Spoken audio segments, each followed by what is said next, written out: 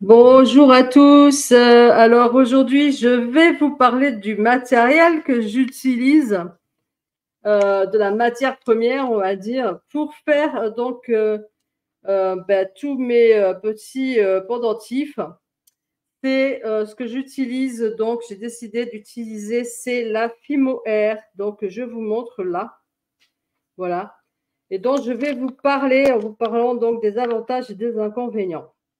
Donc, qu'est-ce que la Fimo Air en fait, déjà? C'est de l'argile. Voilà, donc là, j'en prends un petit bout. Ça salit un petit peu les doigts. C'est un petit peu un inconvénient. Surtout au début que vous ouvrez le paquet, en fait, parce que c'est humide. Mais c'est pas non plus, comment dire, catastrophique. C'est moins que l'argile tout court. Pourquoi? Parce que la Fimo-Air, en fait, c'est de l'argile blanche mélangée avec de la cellulose, c'est-à-dire en gros du papier, c'est-à-dire en gros c'est un mélange de pâte à papier avec de l'argile. Ça fait que c'est quelque chose qui devient plus dur que de l'argile et ça s'appelle Fimo-Air parce que justement ça se sèche à l'air. La différence donc, je vais vous expliquer la différence avec l'argile, c'est que l'argile donc en dehors de l'argile, donc il se sèche à l'air. Normalement, l'argile, ça se cuit dans un four spécial qui coûte extrêmement cher. L'argile air qui se sèche à l'air, en fait, c'est fait pour faire des grosses pièces, mais ça n'a pas l'élasticité. Alors, je n'ai pas, je vais rentrer le truc, je n'ai pas montré. Ça n'a pas l'élasticité, justement. Alors, ça n'a pas une grande élasticité non plus, hein, si vous voulez. Mais voilà, on voit quand même que ça a quand même une certaine élasticité. Le problème étant que, voilà, vous voyez, si je veux faire un boudin, par exemple, j'y arrive quand même facilement. Oh, pardon. J'arrive quand même facilement à faire des choses. Voilà, bon, je ne vais pas continuer. Puisque vous les voyez là, j'arrive à faire quand même des choses relativement fines, malgré qu'il reste quand même toujours un petit grain, parce qu'effectivement, il y a ces espèces de petites, comment dire, particules de papier. En fait, vous savez, le papier, ça fait un petit peu comme des fibres. Donc, parfois, ça se retrouve un petit peu dans les motifs, dans les trucs. Donc, contrairement à l'argile, ça n'a pas besoin d'être cuit. Contrairement, donc, puisqu'il y a marqué Fimo, contrairement à la pâte Fimo, donc on appelle la pâte polymère, qu'on appelle de la pâte Fimo, alors la pâte Fimo permet de faire des choses beaucoup plus fines même que ça, on va dire. C'est beaucoup plus facile, disons, pour faire des choses beaucoup plus fines parce qu'elle se tient beaucoup plus, elle est beaucoup plus dure. Elle est plus élastique aussi. Mais par contre, elle a un gros désavantage, c'est que elle a deux gros désavantages, c'est qu'elle doit se cuire dans un four. Donc, c'est pas un four spécial, c'est un four ménager. Mais si vous comptez 20 minutes de cuisson, donc je sais pas moi là, je fais on va dire une dizaine de pendentifs. Après, je vais les cuire. Si je fais ça tous les 2 jours, on va dire, mine de rien, à la fin du mois, ça coûte quoi, je veux dire. Donc c'est pas un avantage. Et la pâte Fimo, un gros désavantage aussi, c'est le prix, puisque là, vous voyez qu'il y a 500 grammes, d'accord. Et pour le prix de ce sachet de 500 grammes donc de Fimo Air, j'aurai une pâte donc Fimo qui se cuit de 85 grammes. Donc, 85 grammes, ça ferait un petit pain à peu près comme ça. Alors, celui-là, je l'ai un petit peu aplati, mais ça ferait un petit pain à peu près comme ça pour vous donner, voilà. Donc, c'est-à-dire rien du tout, en fait. Ensuite, la Fimo Air, la Fimo tout court, elle est teintée déjà. Alors, effectivement, on pourrait en prendre que de la blanche. Mais généralement, voilà, on utilise cette pâte parce que justement, elle est déjà teintée, en fait, qu'on n'a pas besoin de la peindre. Mais en même temps, vu qu'on ne la peint pas, ça, j'essaie de me sécher un peu, de me nettoyer un peu les doigts là, parce que je trouve ça super désagréable. Voilà. Et, effectivement, comme on ne la peint pas, donc je disais, on n'a pas les teintes qu'on peut avoir avec des mélanges de peinture, des dégradés, etc. C'est toujours quelque chose des teintes qui restent relativement vives. Voilà, on ne peut pas réellement faire ce qu'on peut faire avec de la peinture. Après, encore une fois, on pourrait très bien ne prendre que de la Fimo blanche et puis utiliser que ça aussi, hein. Je ne dis pas le contraire. Mais voilà, c'est surtout le prix et le prix de la cuisson. Quand on cuit la fimo, en plus, c'est quelque chose qui est synthétique, c'est quelque chose qui dégage des vapeurs très toxiques. Donc, j'aime pas du tout. Alors que là, cette fimo-air, c'est de l'argile et de la pâte à papier. Voilà, il n'y a rien de réellement toxique là-dedans. Et voilà, ça sèche à l'air. Il y a quand même, alors tout comme la fimo qui se cuit, et tout comme l'argile qui se cuit d'ailleurs, il y a une petite déformation quand même. Elle est beaucoup moins importante, mais cependant, sur des petits sujets tout petits comme je fais moi, ça se voit quand même. Alors, comment ça se voit? C'est-à-dire que bien souvent, voilà, il y a des pierres qui tombent, c'est normal. Par contre, là, vous voyez, il y a des choses qui tombent. Alors, c'est ça que je voulais dire aussi. Du coup, ça m'a pris. Voilà, c'est-à-dire qu'au séchage, en fait, c'est simple, au séchage, tout rétrécit, en fait. Et donc, bien souvent, je me retrouve avec des bords qui sont bien souvent, qui sont rentrés, en fait, au milieu, souvent. Voilà. Et puis sortir, on le voit un petit peu là. Voilà. Et aussi, donc, comme ça sèche, ça se rétrécit, il y a des petits morceaux qui tombent. Voilà. Donc, ça, une fois que c'est sec, hein, on le voit très bien. Là, j'ai les petites feuilles qui sont tombées, vous voyez. Voilà. Donc là, il faut que je reprenne tout doucement. Donc, ça, les pierres, c'est normal qu'elles tombent parce que je les avais juste posées. C'est fait exprès. Parce que les pierres, je les mets en dernier, hein, tout en dernier. Donc, voilà. En fait, je les pose pour avoir une idée, en fait, moi, de ce que ça va donner. Mais je suis obligée de regarder. Voilà, si on prend ça aussi, par exemple, là, il y a la petite brique qui tombe, vous voyez. Voilà, donc pas toutes. Ça la tient, ça la tient pas, par exemple. Voilà. Voilà, il faut regarder. Là, voilà, il y a une feuille qui se barre aussi. Voilà, donc, il faut regarder en fait chaque petit élément. Donc, j'y vais tout doucement avec un petit truc et puis je regarde et chaque petit élément qui bouge, en fait, il faut que je le recolle avec de la colle forte. Et donc, pour arranger, alors là, on voit aussi, bon, peut-être, je ne sais pas si on le voit bien à la caméra, hein, mais là, il y a une petite déformation aussi du bord, en fait. C'est souvent les bords hein, qu'on voit, je ne sais pas si vous le voyez bien, mais on voit qu'il y a une légère déformation du bord. Ça, c'est au séchage, en fait, que ça fait ça. Alors, forcément, quand vous faites, voilà, là, on voit bien, c'est rentré, en fait. C'est, comment dire, c'est plus creux là que sur les pointes, les coins, en fait. Donc, tout ça, il faut que je le ponce, en fait. Alors, ça se ponce assez facilement avec un petit papier de verre. Il n'y a pas de souci. En dehors que quand il y a vraiment les trucs prêts, en fait, c'est un peu embêtant aussi. Des fois, quand il y a vraiment des trucs collés très contre, là, voilà, c'est un petit peu ennuyeux. Mais donc, il faut tous les reprendre et patiemment, vraiment repenser pour avoir quelque chose le plus, on va dire, rectangle possible. Après, c'est du fait main. Donc, de toute façon, vous n'aurez jamais un truc parfait comme si c'était, voilà. Pourtant, donc, ils sont bien coupés si vous voulez à la base. Mais alors, il y a ça et il y a aussi le fait que quand vous rajoutez les pièces, bien souvent, vous êtes obligé d'appuyer pour que ça tienne, en fait. Et donc, bien souvent, ça fait une déformation du socle, en fait. C'est quasi obligé au final. Voilà.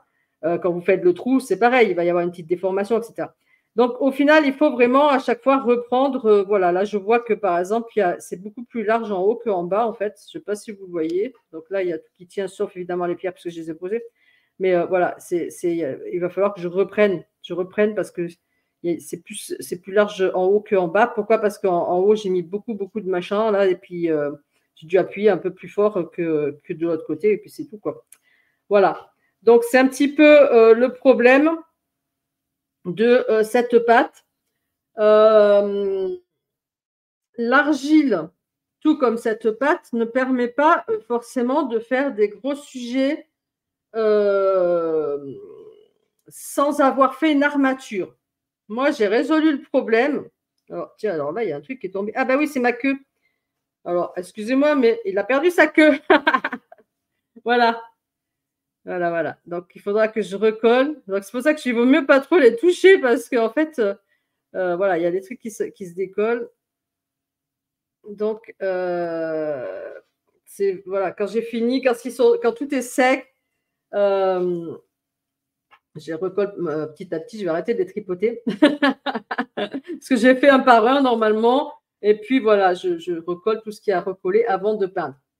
Je disais donc que quand je veux faire des sujets comme les dragons que vous pouvez voir donc sur ma boutique, la mère dragon par exemple qui est droite en fait, je ne pourrais pas la faire sans armature normalement avec soit de l'argile, soit la Fimo-Air, parce que normalement ça ne se tient pas vraiment quand c'est quelque chose de haut et de droit.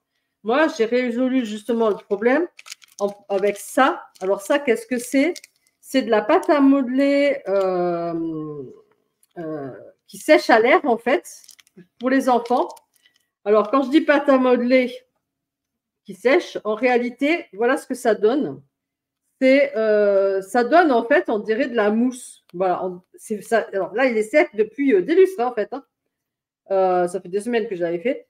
Voilà, d'ailleurs, ça se casse après, ça finit par se casser. Ça donne une mousse en fait, c'est vraiment pour les gamins. Sauf que j'ai remarqué que si je mélange ça, la moitié de ça, avec la moitié de mon Fimo-Air, ça, c'est quelque chose qui sèche au final très vite. C'est-à-dire que vous pouvez la travailler assez rapidement, ça va. Mais après, si vous voulez faire des petits trucs, donc c'est vraiment pour les gamins, mais après, si vous voulez faire des petits trucs, même coller des éléments ensemble et tout ça, ça ne le fait pas en fait.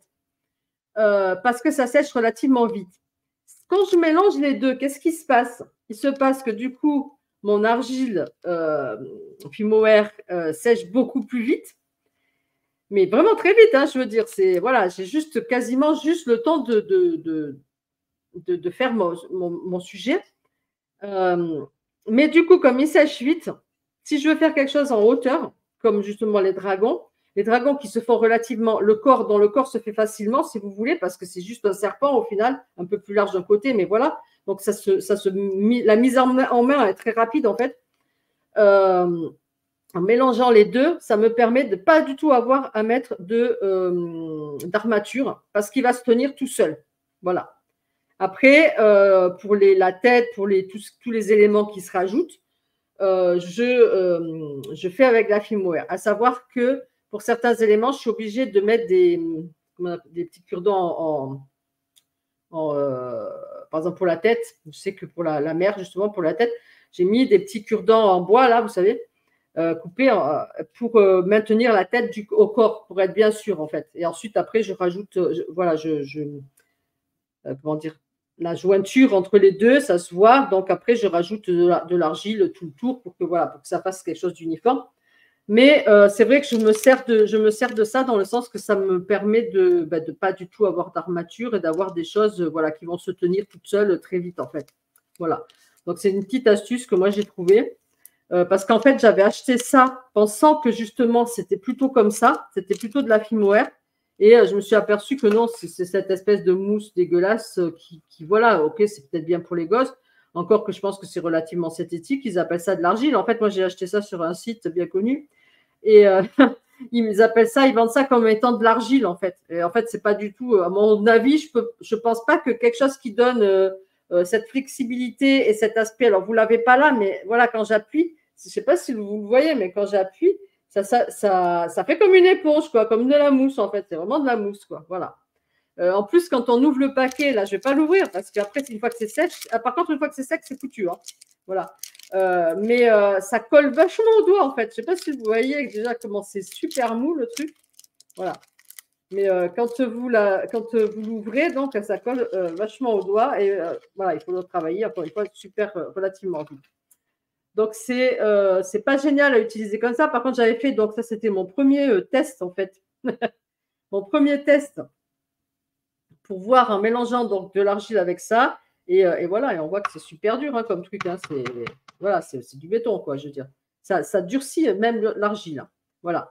Donc, cette argile Fimo-Air aussi est relativement, plus, comme c'est mélangé avec de la pâte à papier, c'est plus solide en fait aussi que de l'argile tout court. Voilà. C'est peut-être moins solide que de l'argile, que de la Fimo à cuire. Autre chose, donc, c'est que, admettons qu'il y a des sujets, ça m'est arrivé hein, pour un ou deux trucs, que vraiment, une fois que je l'ai fait, je me dis non, mais là, c'est vraiment trop moche. Voilà, j'ai raté le truc complètement. Ça, si je le mets dans de l'eau, donc je le trempe dans de l'eau, hein, je recouvre légèrement d'eau, quoi, on va dire. Je le laisse toute la nuit. Demain, je le mélange, je refais de la pâte, je le remélange avec ça et c'est bon. Vous voyez ce que je veux dire? Alors que si vous prenez un truc comme ça, bah, une fois que c'est sec, c'est sec. Vous ne pouvez plus rien en faire du tout. Vous ne pouvez pas mettre de l'eau. Hein, ça va rester, voilà, ça ne va pas refondre si vous voulez. C'est foutu, quoi. Une fois que c'est sec, c'est sec. Voilà. La fimo, c'est pareil. Hein, une fois que c'est cuit, c'est cuit, quoi. Il n'y a plus rien à en faire, quoi. Voilà. Donc, c'était un petit peu les différences. Ça se travaille relativement longtemps, c'est-à-dire j'ai le temps de faire mes trucs et tout ça. Des fois, les petites pièces, les petits machins que je suis en train de faire, des fois, vous savez, je posais un petit peu la pâte à côté parce que je suis en train de faire autre chose. Et quand je reprends ma pâte, des fois, elle est un peu sèche, mais là, c'est pas un problème. Je mets un petit peu d'eau et ça, voilà, je la remalaxe et il n'y a pas de souci. Donc, voilà, je peux travailler mon truc quand même relativement tranquille. Voilà. Donc, le seul, voilà, ce qu'il faut savoir, c'est qu'une fois que j'ai fait mes choses, hein, et on voit quand même que j'arrive, alors je vais vous le montrer de près, voilà, on voit quand même que j'arrive à faire des choses très fines au final. Voilà, je vais vous les montrer. Alors, lui, il perd sa queue, on a dit, hein, c'est chouette, mais voilà, je peux faire des choses très fines. Ben, si je ne me mets pas à la caméra, ça ne va pas le faire. Voilà. Ben, ça aussi, c'est quelque chose voilà, qui est très fin aussi. Une petite chose. Donc voilà, j'arrive à faire vraiment des choses, mais évidemment, c'est très, très minutieux. De toute façon, ça fera sûrement l'objet d'une autre vidéo où je vous montrerai comment je fais. Alors, vous voyez, là, il y a quelque chose qui vient de tomber dans ma main. C'est une petite fleur qui va là, voilà. Donc, voilà, je vais arrêter de les secouer parce qu'en fait, c'est pour pouvoir après les recoller au bon endroit. Donc, il vaut mieux pas trop les secouer. Et puis, dès qu'on voit que ça bouge, hop, tout de suite, on recolle à la colle forte au bon endroit. Et ensuite, on passe donc au ponçage. D'abord, je colle. Après, je passe au ponçage. Et ensuite, donc, viendra la peinture. Donc, tout ça, ça fera le sujet d'autres vidéos. Voilà, c'est tout ce que je voulais vous dire. Voilà, après, au niveau matériel, qu'est-ce que j'utilise? Alors, j'utilise beaucoup cette pointe-là, elle est très utile. J'utilise ça si je dois aplatir un petit peu des choses, etc. J'utilise beaucoup ce genre de choses là pour faire les cœurs au milieu des fleurs, pour faire des creux, par exemple là, les petites, comment dire, les trucs des hiboux. Des yeux, vous voyez, comme le hibou, là, par exemple, j'utilise ce genre de choses. Voilà. J'utilise beaucoup le cutter donc, pour couper mes choses. Voilà. Après, j'ai un tas d'outils, mais voilà. Après, ça, c'est des gros outils. C'est vraiment pour de l'argile. Voilà, les gros outils comme ça, c'est vraiment pour l'argile tout court, on va dire, que j'utilise pas parce que moi, j'ai vraiment besoin, voilà, plus de pointes comme ça. Ouais, je peux utiliser des fois ça, mais voilà. Essentiellement, j'utilise des pointes comme ça surtout. Le cutter, et puis après, donc, j'ai toujours mes pinceaux parce que le pinceau, ça permet après de lisser en fait. Vous voyez, une fois que j'ai mis tous mes petits bouts là, je prends le lot et toc, toc, toc, toc, toc, je relisse tout bien. Voilà, la porte, le montant de la porte. Après, là, pour qu'il soit bien rond et tout ça, voilà, vous voyez, ce genre de choses. Là, je repasse un pinceau comme ça, humide, plusieurs fois pour bien que ça se colle, que ça reprend bien la forme et tout ça. Donc, j'utilise plus le pinceau. Voilà, c'est grosso modo, j'ai besoin plutôt de ces outils-là. Des fois, ouais, j'utilise le peigne. Alors, par exemple, oui, le peigne, j'ai utilisé, c'est pour faire, par exemple, là, si vous voyez les petits trucs de bois, là, en fait, vous voyez. Donc, en fait, je l'avais fait avant de couper sur l'argile, en fait, j'avais fait comme ça pour me faire, en fait, mes petits traits. Et ensuite, ensuite, je les ai découpés parce qu'en fait, c'est une persienne. Mais bon, je ne sais pas si les gens, en fait, qui sont pas dans le sud connaissent les persiennes au final. Mais bon, voilà. Ben voilà, c'était tout pour aujourd'hui. Et puis, n'hésitez pas à liker, surtout, ça fait toujours plaisir. Et ça permet de mettre un petit peu en avant la vidéo. Abonnez-vous si vous n'êtes pas encore abonné, partagez. Et puis, je vous dis à bientôt. Salut, salut!